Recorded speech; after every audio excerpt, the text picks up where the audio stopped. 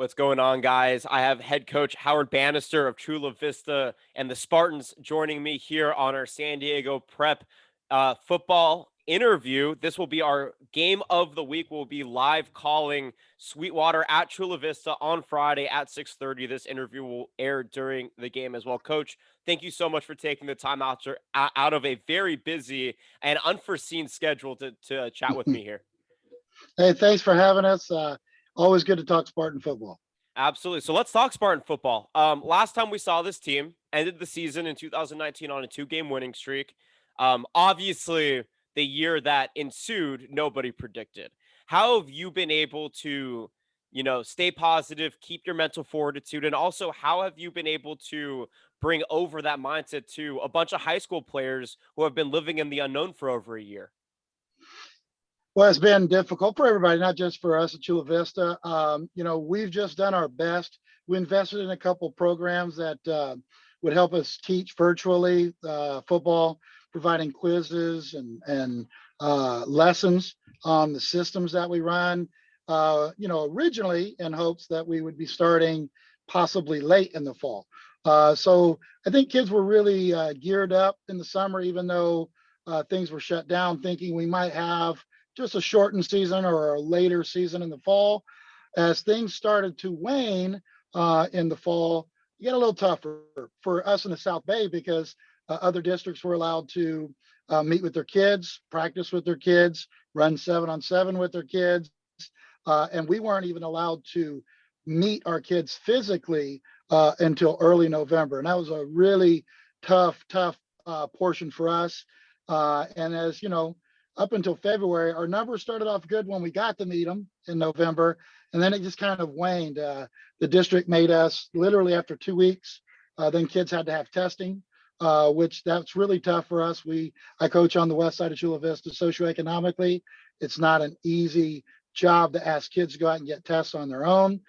We went from 60s in numbers down to as low as 15 at one point because there's no football.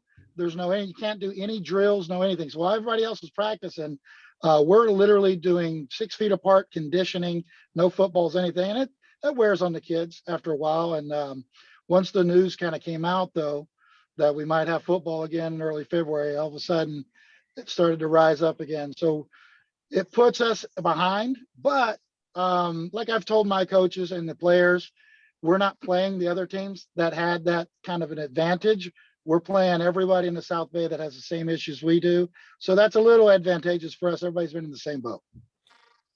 Talk about the curve, the physical, the mental curve that has taken place over the last month. So everything's up in the air. You're just able to meet in November, but obviously, very health and safety guidelines have to be met through those meetings. Football is told to be coming back in the middle of March, so all of a sudden you have a couple of weeks at best of real practice to get these guys ready. What has been your focus point in conditioning your team prior to this Friday's game? Well, like I said, we were trying to do conditioning ahead of time. I had to actually change my own personal mindset because, as a coach, you get frustrated because I had some seniors that I was disappointed that, that really started to weigh on them. And some of them stopped coming to conditioning for a little while. And I was super frustrated with them at first. But I also understand, that this is to them, that was possibly the end of their high school football careers. And they were really disappointed in that. Not that all of our seniors did that, but the ones that weren't there. So I had to change my mindset to just go, as frustrated as I am when we do get back, I don't want to hold that against them. And let's just get into this and get and doing the best that we can. So, we're behind in terms of conditioning. I think everybody in the South Bay is. But what we've done is we've basically increased our practice time where we've got a lot of workouts going on prior to practice. And then we get into our regular practice after that. So it's longer than normal, but I'm doing it for safety precautions. I'm worried if we're not in shape, we're not ready to go, that we're going to have injuries. So we don't have a lot of numbers as it is, and we definitely want to be as safe as we can. Absolutely. So what are the things that stand out to you? What are you looking forward to out of this team this year? Well, we were young. We had some good seniors last year that led us, but we were really a mishmash of some returning players. We lost a couple kids to a couple other schools early on. That really hurt us because it was late in the process in the summer. And so we didn't know what to expect last year. So last year was a growing year for us. We didn't definitely not have the season that we wanted, but it got us a lot of kids with some experience. So I'm actually fired up about our potential. We're playing two teams that are, a couple divisions up from us, Bonita and Olympia, and are both really high on the schedule. Everyone that we're in a division with, we're the lowest team in that schedule. So if you look at that, we're the underdogs every single game, and we like that. We're prepared to come out and compete, but I think we're gonna, we got a great quarterback that's returning. That was 9 yards off the school record last year. Our third best receiver last year is returning, he's poised to be our number one in Carlos Jimenez. And those last 3 or 4 games, we started to develop a pretty good running game. The O-line started to mesh. We were really young last year. And we got a couple running backs that I think can run the football. So if everything works out and kids stay healthy, I think we can surprise some people and have a really good season. What are some of your goals for this season? A lot of coaches I've been talking to have been looking at, the 4, 5, 6 game slate in the spring season as almost a preseason for some of the non-seniors for the upcoming fall, because it's only going to be, a summer's months away before you're back on the football field, knock on wood, for the fall season. Are you looking at all towards that time period in prepping this season, or are you just focused on week by week, just getting better here in the spring? It's a combination of both. I'd be lying to say if I wasn't looking forward and saying, okay, who do we need to develop now as we move into the fall? Case in point, we have a kid that I think is going to be phenomenal. Had this been a regular season, his name's Nathan Houck. He's a freshman. Probably would have had him on the JV team this year, but that's a kid. He just looks like he's a guy, and he's going to go through some learning experiences, but he's going to start. First freshman I've had start since I've been here at Chula Vista. I'm expecting a lot from him, a lot of growth, and that's going to help us in the fall.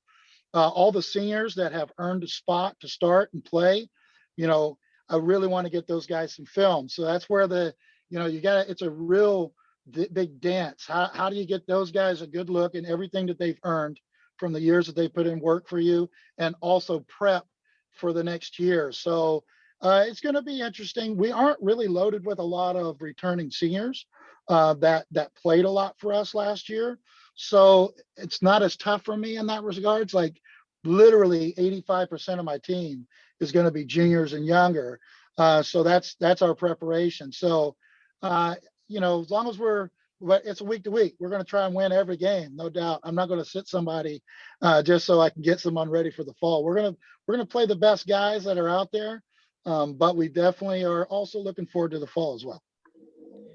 Let's talk about the Sweetwater game. 100th season for the Red Devils coming up here, and this is one of the oldest rivalries, not just in San Diego, but in the entire state of California. And we know how much football means and how quality football is in the state of California at the high school level. So, for you on a personal level, does this game, especially given the circumstances and just the state of the world right now, we need sports more than ever. These students need to go out and play their passion more than ever.